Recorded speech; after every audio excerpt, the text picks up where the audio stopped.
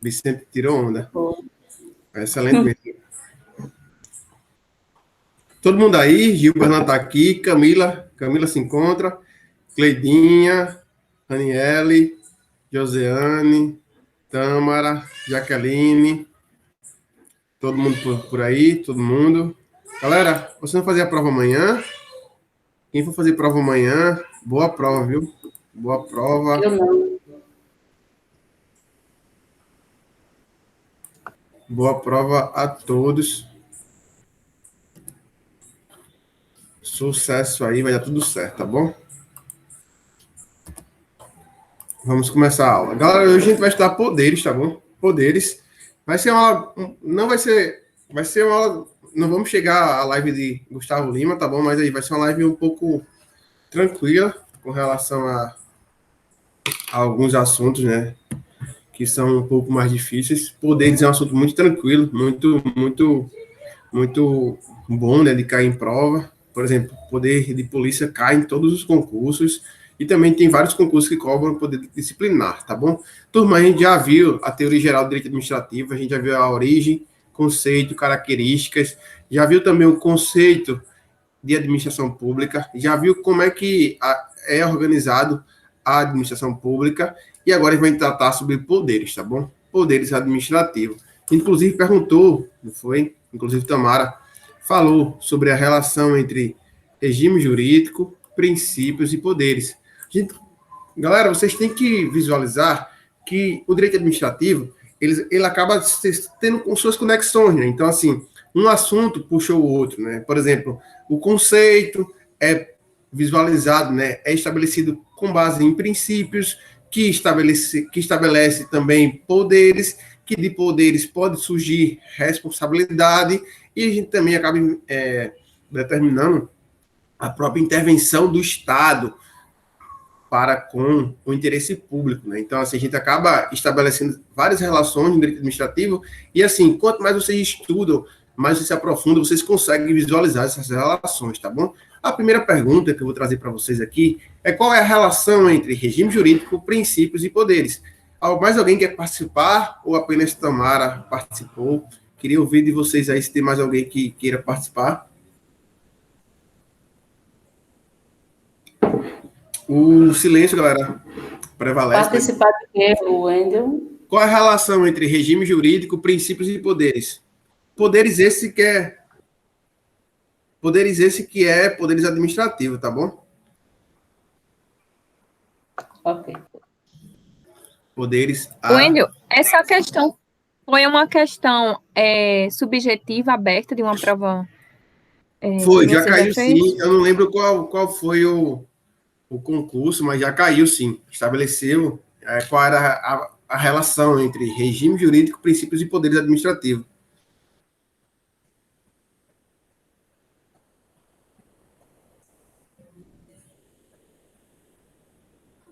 Alguém quer chutar?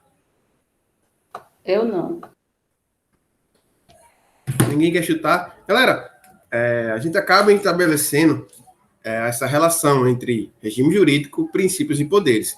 A gente acaba vendo, tratando, que regime jurídico, né, são prerrogativas e sujeições com foco no povo e na maior eficiência do Estado, da administração pública para com o serviço público. Já, então, quando vocês estudar regime jurídico, vocês vão sempre ler prerrogativas e sujeições. Estabelece também assim, né? Eu, como agente público, se coloca como agente público, quais são as minhas prerrogativas e quais são as minhas sugestões, tá bom? Você já consegue identificar e o que é que eu viso, né? Qual é o meu foco?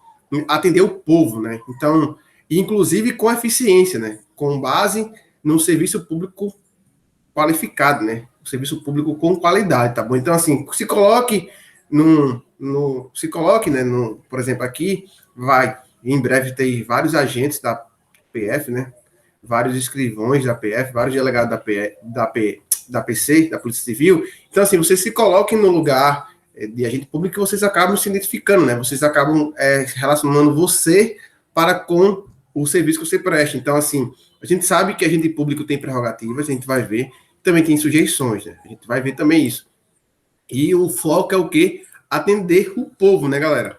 e tem que ser um serviço eficiente, né? Então, assim, regime jurídico são as prerrogativas e sugestões. E quais são os poderes, né? O que é que o poder estabelece? Materializa o interesse público. A gente vai ver que os poderes surgiram e servem para a materialização do interesse público. A gente vai estabelecer que poderes foram criados para limitar a atuação do Estado e para materializar o interesse público, tá bom? E a gente acaba identificando que os princípios são o quê? Princípios são ferramentas, né?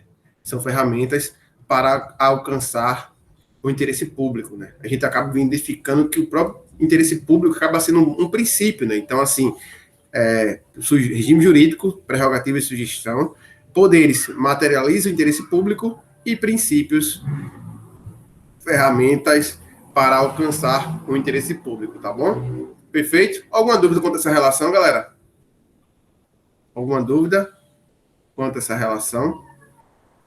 A gente vai desenvolver melhor com o decorrer da aula, tá certo? E com relação antes da gente entrar sobre os poderes, a gente tem que identificar alguns deveres, né? A gente acaba trazendo algumas críticas com relação aos nossos deveres enquanto cidadão, né? Nossos deveres enquanto ser que vive na sociedade. A gente acaba também tendo que estabelecer esses deveres para com a relação jurídica da administração pública, tá bom? Então, quais são os deveres, né? É interessante, galera, que a doutrina acaba estabelecendo, né, um ou outro a mais, mas aqui eu trouxe uma visão geral, tá bom? Então, para com o agente público, né? Quais são os deveres do agente público? O agente público deve ter o dever de agir, né? Ou seja, a gente tem que ter essa conduta, né? Ter uma conduta proativa, né, galera? A gente sabe o quanto isso é difícil ter a conduta proativa e o quanto a gente acaba se desgastando, né? Em prol da eficiência, da proatividade, mas assim, apesar dessas críticas, a gente tem que ter esse dever de agir.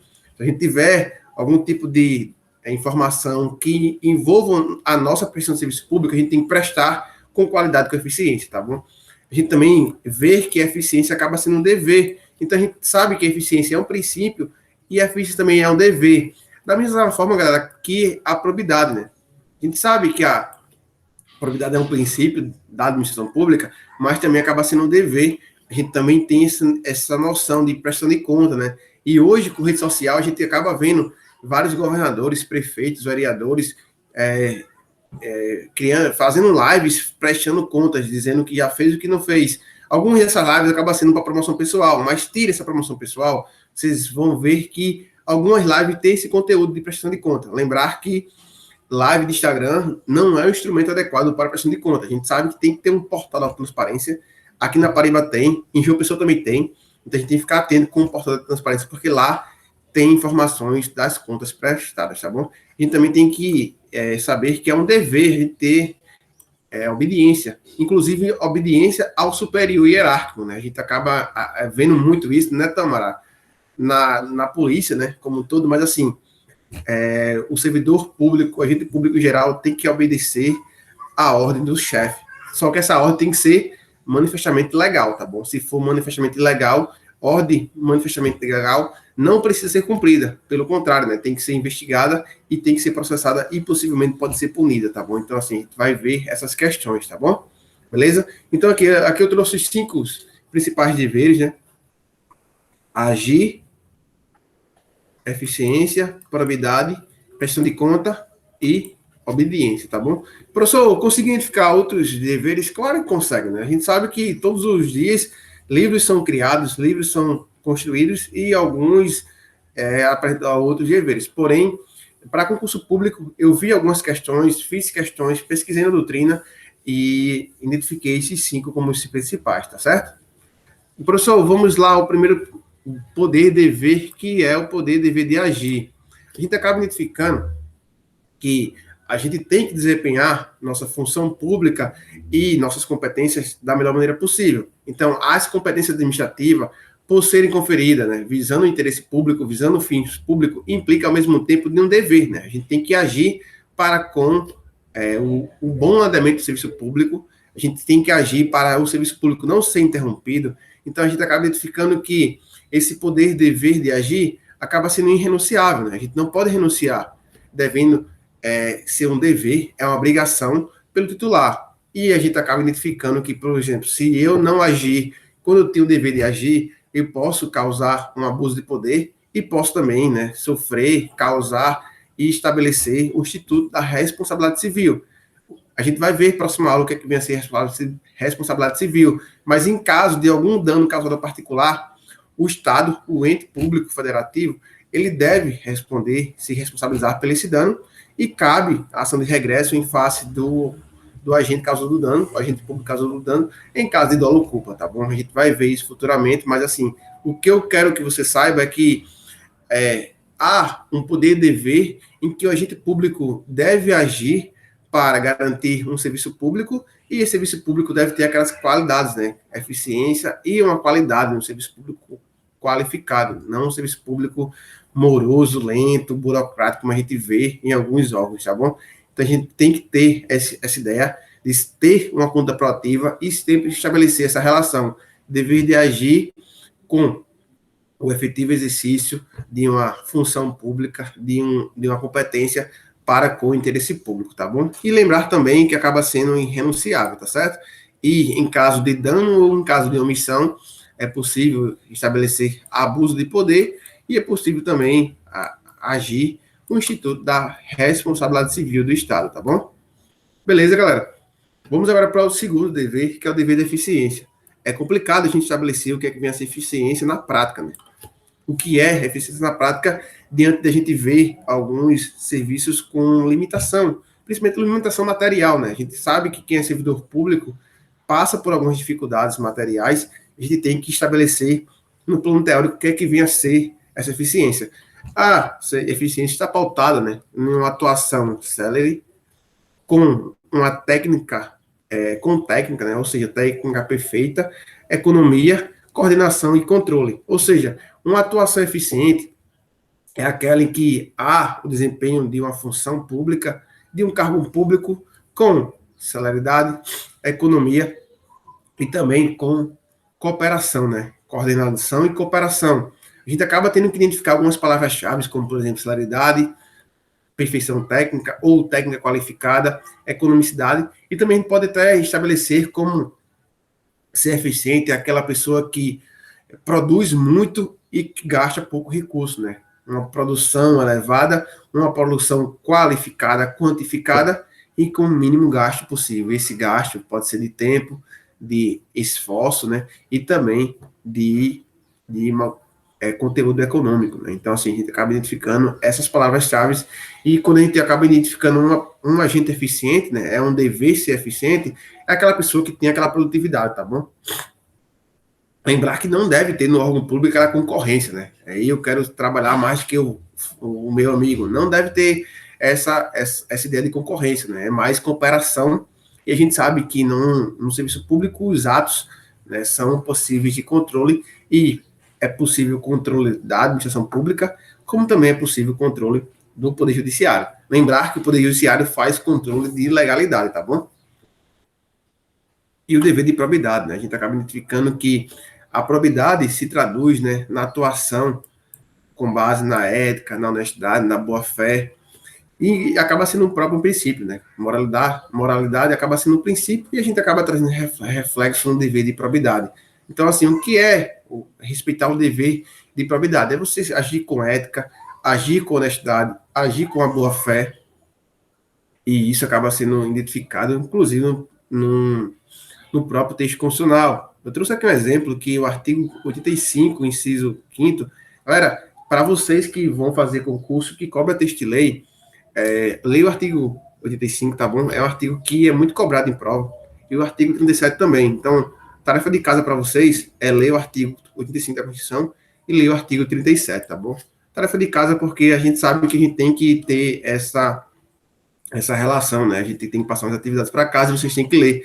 Porque, galera, são artigos que caem muita prova. Cai muito em prova e cai com muita frequência. O artigo 37 cai muito e o artigo 35 também cai muito. Então, assim, é possível, né? São crimes de responsabilidade os atos praticados, né, pelo presidente da República que atente contra a propriedade na administração pública. Então, se o agente público, né, se o presidente da República não respeita o dever de probidade, ele vai caracterizar crime de responsabilidade, tá bom?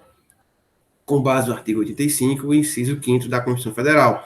Da mesma forma, galera, que a probidade acaba tendo que ser respeitado para que não haja, né, os atos de improbidade administrativa importarão, né, ou seja, quem praticar uma improbidade administrativa, quem não respeitar o dever de probidade, pode estar sujeito à suspensão dos direitos políticos, perda da função pública, indisponibilidade dos bens e ressarcimento ao erário na forma e gradação prevista em lei, sem prejuízo de outras sanções penais cabíveis. A gente sabe que algumas vezes, quem pratica um ato de improbidade pode também caracterizar um crime, né? Então, a gente acaba identificando que é possível, né, você ser responsabilizado por um ato de improbidade administrativa, que é, inclusive, julgado, né? É uma ação de natureza civil, e você também pode ser responsabilizado na esfera criminal, por praticar um crime. Então, assim, a gente sabe que é possível por um ato, por exemplo, ato de tortura. É possível por um ato de tortura você sofrer processo envolvendo improbidade administrativa, envolvendo crime, né? Envolvendo crime de tortura e também uma ação civil, né? De responsabilidade civil do Estado para com o dano causado, tá bom? Lembrar também que a jurisprudência dos tribunais superiores vem identificando que o ato de tortura é um ato de improbidade por violar os princípios, né, que acabam estando previstos para com a tutela da administração pública e também do direito administrativo. Então, assim, você praticar uma tortura, você pode praticar um ato de improbidade administrativa por violação aos princípios da administração pública, tá bom? E a gente também sabe, galera, que eu trago aqui essa jurisprudência que pode ser que caia em concurso, que é justamente uma ação imprescritível, né?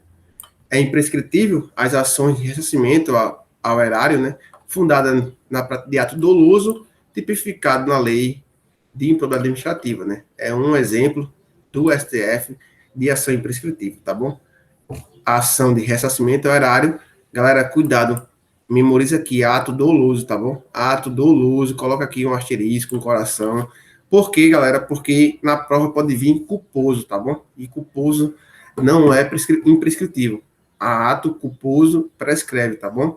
Então, cuidado, a gente vai ver mais futuramente, né, sobre improbidade administrativa, mas cuidado com essa questão, porque a gente acaba se confundindo. Pode vir em prova, né, imprescritível, né, as ações de ressarcimento ao erário fundado na prática de ato doloso ou culposo, vai estar errado. Cuidado também que a banca CESP, né, acaba trazendo essas questões com pegadinha, tá bom? Então, são esses dois exemplos legais. Lembrar, estudar o artigo 85, né, ler o artigo 85 da Constituição e também ler o artigo 37 da Constituição, tá certo? Beleza? Tarefa de casa para vocês. A gente sabe que tem que ler a legislação, porque tem alguns artigos que caem muito, tá bom? Beleza? Alguma dúvida com relação a esse dever de probidade? Tá rápido, galera? Tá rápido? Alguém tá aí comigo? Ou Não, tá tranquilo. Eu tô sozinho aqui? Não? Tá tranquilo então, né? Pronto. Eu tava até com saudade de vocês, a semana passada nem de aula, fiquei com saudade geral, senti até falta, nossa, tô esquecendo alguma coisa, eita, aula no sábado, aí, mas também eu compensei, né, fui passear em Brasília, passear entre aspas, né, galera? Então, o outro dever é o dever de prestação de conta, tá certo? A gente acaba identificando que, galera, quando vocês vão prestar conta, como agente público, né, não né, não faça promoção pessoal, tá bom? A gente acaba vendo alguns agentes públicos, né, se promovendo ao prestar contas, e isso acaba sendo uma atividade, né, ilícita, né, ilegal, porque não pode haver promoção pessoal, tá bom? Então a gente acaba tendo o dever de prestar conta, porque a gente sabe, né, que o titular do poder é o povo, e o povo também acaba sendo titular do recurso público, né, do cofre público. Então tem que prestar conta para o povo, para a coletividade, e isso acaba sendo decorrência, né, do princípio da indisponibilidade do interesse público, tá bom? Então a gente acaba identificando isso porque o administrador apenas ele gere, né, os bens e os interesses que são do povo, né? Ou seja, o recurso que entra é de titularidade do povo, né? A gente acaba não vendo isso, mas deveria ser assim, tá bom?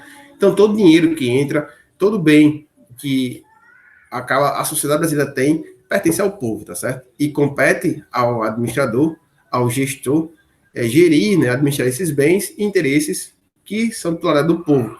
Inclusive, o artigo O artigo 70, parágrafo único, diz o seguinte: prestará contas qualquer pessoa física ou jurídica